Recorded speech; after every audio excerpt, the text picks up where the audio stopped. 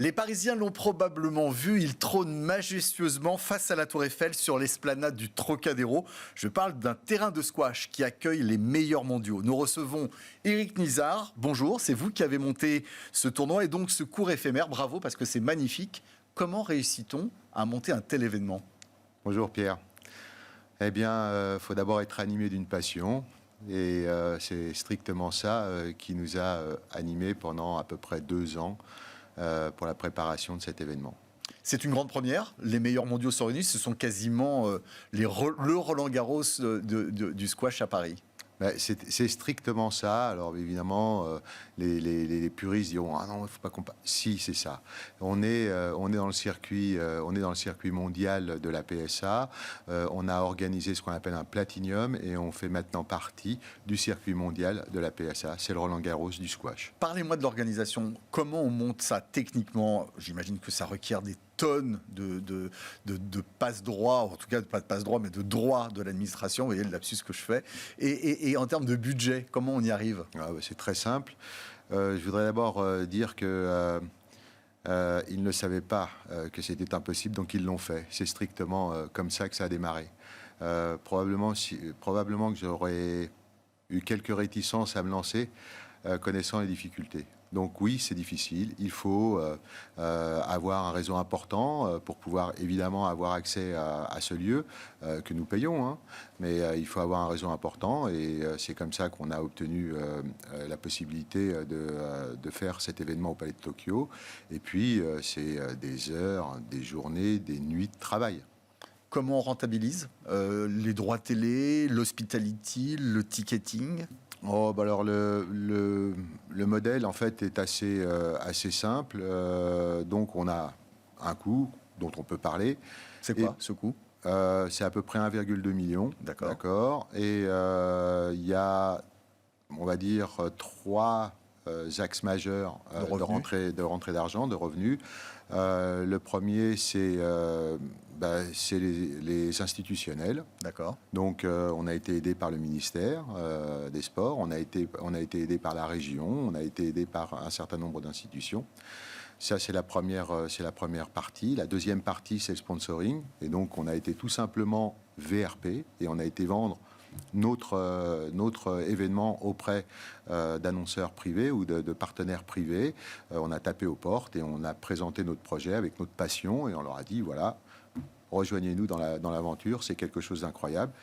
Et la troisième source de revenus, c'est tout simplement la billetterie. Combien de personnes ?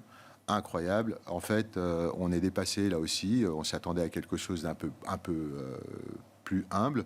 On est arrivé en billets vendus à hier soir à 5200 billets vendus.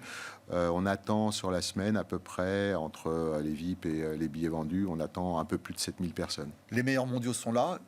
Quelle est la dotation d'un tournoi aussi majeur en squash, y compris même comparativement à du tennis ? Alors nous sommes très fiers d'abord d'annoncer que la dotation est absolument égale pour les hommes et les femmes. Donc viennent 48 meilleurs mondiaux hommes et 48 meilleurs mondiaux femmes. La dotation, c'est 175 000 $ pour les hommes à partager et 175 000 $ pour les femmes à partager aussi. Donc c'est à peu près 10 fois moins, 15 fois moins qu'une dotation d'un tournoi du Grand Chelem. Strictement ça.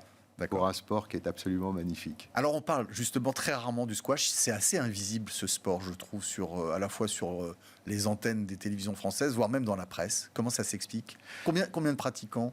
Dans le monde, je ne pourrais pas dire, mais en France, pratiquants, on est à peu près 200 000 pratiquants en France, d'accord. En termes de licenciés purs, on tourne aux alentours des 20 000. Donc, effectivement... Vous êtes transparent. On est un sport un peu confidentiel. Non, très confidentiel. OK. Et c'était aussi notre objectif, c'était de nous remettre un peu en lumière. Ça a été mon leitmotiv pendant ces 2 ans de travail, c'était de dire, il faut que nous soyons vus, dans un endroit qui soit magique, incroyable, cet écrin, le Palais de Tokyo, et je crois que c'est réussi. Je suis incapable, je connais, je crois, un petit peu le sport, je suis incapable de vous citer un joueur actuel de squash, à l'exception des anciens dont je me rappelle, comme Lincou ou Gauthier.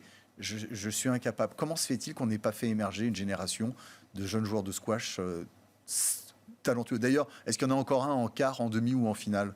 Alors, ça c'est intéressant.